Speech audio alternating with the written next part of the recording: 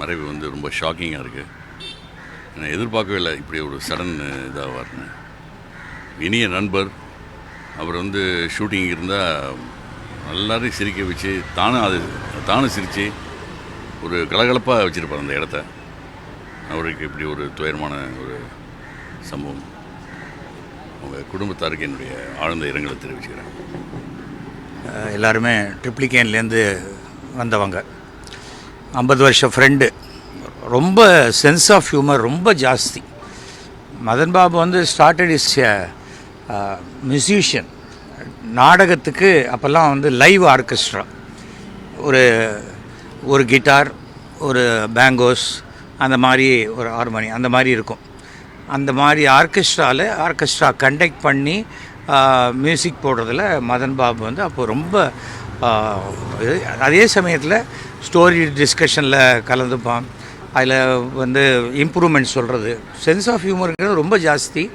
All India ரேடியோவுடைய approved artist Madan Babu. அதன் பிறகு ஒரு ஆக்டிங்கில் ஒரு இன்ட்ரெஸ்ட் வந்தபோது நான் என்னுடைய நம் குடும்பங்கிற தொலைக்காட்சி தொடரில் முதல்ல ஒரு ஃபுல் லெங்த் ரோல் கொடுத்து நான் கிட்டுவை இன்ட்ரடியூஸ் பண்ணேன். அதுக்கு உடனேயே சோவுடைய ட்ராமா சீரியல் கிடச்சிது. Started acting. ரொம்ப கொஞ்சம் பிஸியாக ஆரம்பிக்கும் போது இதுக்கு நடுவில் மியூசிக் ட்ரூப் வேறு வச்சுருந்தேன். என்னென்னா மதன் பாபுவோட ஒய்ஃப் ரொம்ப நல்ல சிங்கர், டாட்டர் ரொம்ப நல்ல சிங்கர், சன்னும் நல்ல சிங்கர். ஸோ ஃபேமிலி, அந்த ஃபேமிலியே அவ்வளோ நல்ல இது. இப்போ முந்தானத்துக்கு கூட இறக்கும் தருவாயில் கூட அவனுக்கு பிடிச்ச பாட்டெல்லாம் பொண்ணு பாடியிருக்கா. அதில் ஏதோ என்ன தாளம் நகருது அப்படிங்கிற மாதிரி அந்த இதுலேயும் அதை சொல்லி அந்த மாதிரியான கடைசி நிமிடம் வரைக்கும் அந்த தன்னுடைய சுயநினைவோட குடும்பத்தோட இருந்திருக்கா. இன்னும் கொஞ்சம் நாள் ட்ரீட்மெண்ட் பண்ணிகிட்டு இருக்கலாம். அந்த அந்த அந்த இஷ்டம் இல்லை. தனக்கு இப்படி இப்போ ஒரு கேன்சர் வந்திருக்குங்கிறத வெளியில் சொல்லவும் விருப்பம் இல்லை. அது பிகாஸ் அவன் வந்து எல்லாருக்கும் வந்து அட்வைஸ் பண்ணி ஒரு ஒரு பாசிட்டிவ் எனர்ஜி கொடுக்கக்கூடியவன். தனக்கு வந்து யாரும் வந்து ஒரு சிம்பத்தட்டிக்காக அப்ரோச் பண்ணக்கூடாதுங்கிற ஃபீல் என்றைக்குமே உண்டு. அவனுக்கு உடம்பு சரியில்லையோன்னு எனக்கு இதில் சின்ன டவுட்டில் கூட நான் இன்றைக்கி ஒரு நாள் ஃபோன் பண்ணும்போது எனக்கு கூட ரொம்ப வீசிங் ப்ராப்ளம்லாம் வந்துச்சு. நீ நல்லவன் சேடா, உனக்கு எதுக்குடா அதெல்லாம் வருது அப்படின்னா. அப்போ நீ என்ன கெட்டவனா? அதெல்லாம் ஒன்றும் கிடையாது. இது வந்து எங்கள் பாட்டி எனக்கு கொடுத்தாங்க, நான் என் பொண்ணுக்கு கொடுத்துருக்கேன். அது வர்றது வம்சமாக வருது, அவ்வளோதான் அப்படின்னு சொன்னேன். பட் ஒரு வெரி கரேஜியஸ் பர்சன். தான் சொல்ல நினைக்க ஒரு விஷயத்தை சிரிச்சுக்கிட்டே சொல்லக்கூடியவர். அதே போல் இந்த கலக்கப்போவது யார் போன்ற காமெடி ஷோ எல்லாம் ரொம்ப ரொம்ப எக்ஸ்ட்ரானரியாக பண்ணேன். அதாவது அவனுக்கு வந்து இந்த ஸ்டாமரிங் உண்டு. அந்த ஸ்டாமரிங்கை மறைப்பதற்காகவே அந்த சிரிப்பை கொண்டு வந்து அந்த மதன் பாபுக்கு ஸ்டாமரிங் இருக்குன்னு யாருக்குமே தெரியாது. அந்த அளவுக்கு அந்த பர்ஃபார்மன்ஸை வச்சு அந்த செல்ஃப் கான்ஃபிடென்ஸ் தான் அவ்வளோ தூரம் ட்ரைவ் பண்ண முடிஞ்சுது. எந்த பேக்கிங்கும் கிடையாது, சினிமா பேக்கிங் கிடையாது. அவங்க அப்பா ஃப்ரீடம் ஃபைட்டர், ரொம்ப ஆர்த்தடாக்ஸ் ஃபேமிலி. வேதத்தில் பல வேதங்களில் உள்ள பல விஷயங்களை எடுத்து சொல்லக்கூடியவன். சமஸ்கிருதம் அவ்வளோ நல்லா, அதில் இருக்கிற ஸ்லோகம்லாம் சொல்லக்கூடியவன். பட் மரணம் என்பது யாருக்கு எப்போ வரும்னு தெரியாது. அதான் நம்மை விட சிறியவர்கள், வயதில் குறைந்தவர்கள் இறக்கும்போது நமக்கு கொஞ்சம் ரொம்ப சங்கடமாக இருக்குது. இன்னொரு 10 வருஷம் இருந்தால் என்ன அப்படின்னு தோணுது. ஆனால் மிகுந்த உடம்பு கஷ்டப்படும் போது அந்த உடம்பு பெயின் இதெல்லாம் வேணாம் அப்படின்ட்டு அந்த உடம்பை உதறிட்டு அந்த ஆத்மா போயிடுறது. அவ்வளோதான் நம்மளால் சொல்ல முடியும். மதன் பாபுடைய ஆத்மா சாந்தி அடைய வேண்டும் என்று பிரார்த்திக்கிறேன். தொலைக்காட்சி, மீடியா, அதே சமயத்தில் வெப்பு, நெட்டு இதெல்லாம் இருக்கிற வரைக்கும் ஒரு நடிகனாக மதன் பாபு வாழ்ந்து கொண்டு தான் இருப்பார். அதுதான் என்றைக்குமே நான் சொல்ல ஆசைப்படுறது.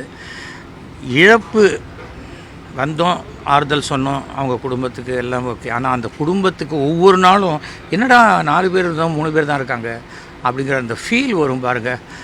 அது போகிறதுக்கு ரொம்ப வருஷம் ஆகும். அவர்களுக்கு என்னுடைய ஆறுதலையும் அந்த குடும்பத்துக்கு எப்போவும் நம்ம சப்போர்ட்டாக இருப்போங்கிற நம்பிக்கையும் அவங்களுக்கும் நான் கொடுத்துட்டு தான் வந்திருக்கேன். மீண்டும் என்னுடைய அருமை நண்பன் அவனுடைய ஆத்மா சாந்தி அடைய பிரார்த்திக்கிறேன். விட்டு சிரித்தால் நோய் விட்டு போகும்னு சொல்லுவாங்க. அவரை விட வாய் விட்டு எனக்கு ரொம்ப கம்மி. ஒன்று குமரிமுத்து, அந்த மாதிரி ஒரு சிலர் தான். அந்த நோய் எப்படி அவரை தாக்குச்சுன்னு தெரியல. Nice man. I lost one of my friend. Good soul. நிறைய அனுபவங்கள் இருக்கு. ஒரு தடவை தெனாலி ரீரிகார்டிங் நடக்கும்போது தான் எனக்கே தெரியும் அவர் ஒரு பெரிய மியூசிஷியன். ஏஆர் ரஹ்மான் பார்த்துட்டு இந்த கேரக்டர் இவர் பண்ணுறாரு. ஏன்னா அவர் கதை தெரியும் இல்லை ஏற்கனவே. அந்த படம் ரீரிகார்டிங்காக என் ஆஃபீஸுக்கு வந்து படம் பார்த்துட்டு இருக்கும்போது இந்த கேரக்டர் இவருக்கு கொடுத்துருக்கீங்களா, வெரி குட், தேங்க்யூ சார், தேங்க்யூன்னு. இவருக்கு தேங்க்யூ சொல்கிறீங்க அப்படின்னு. சார் அவர் one of my guru sir அப்படின்னார். ஸோ இவர்கிட்ட ஏஆர் ரஹ்மானே ஒர்க் பண்ணியிருக்காரு. கீபோர்டெல்லாம் வாசிச்சிருக்காரு அவருடைய மியூசிக்கில், லைட் மியூசிக்கில், இந்த மாதிரிலாம். ஸோ அதை நான் அவர்கிட்ட சொன்னேன். அது ரொம்ப சந்தோஷம். அது நிறைய மேடையில் சொல்லுவார். சொல்லிவிட்டு இது கேஎஸ் ரவிக்குமார் என்கிட்ட சொன்னது பெரிய விஷயம் இல்லை, ஏஆர் ரஹ்மான் இவ்வளோ பெரிய ஸ்டேஜுக்கு போய் இன்னும் என்னை மறக்காமல் இருக்காரு அப்படின்ட்டு ரொம்ப பெருமையாக சொல்லுவார். இந்த மாதிரி நிறைய incidents. Let his soul rest in peace. Thanks.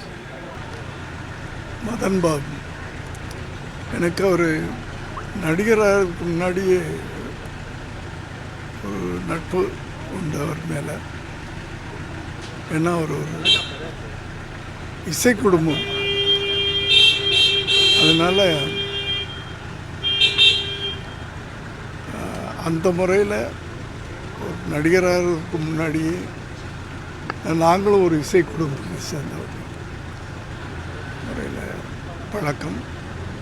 25 வருஷத்துக்கு மேலே பழக்கம். அடுத்து ஒரு நல்ல ஒரு செட்டிலான ஒரு நடிகர். அந்த சிரிப்பை வந்து யாராலையும் மறக்க முடியாது. அப்படியாப்பட்ட ஒரு நடிகர். அதையும் தாண்டி ஒரு நல்ல பழகிறதுக்கு ரொம்ப இனிமையானவர். ரொம்ப நல்ல நண்பர். நேற்று சாயந்தரம் இந்த செய்தி கேட்டு தெரிஞ்சு ரொம்ப ஃபீல் பண்ணேன்.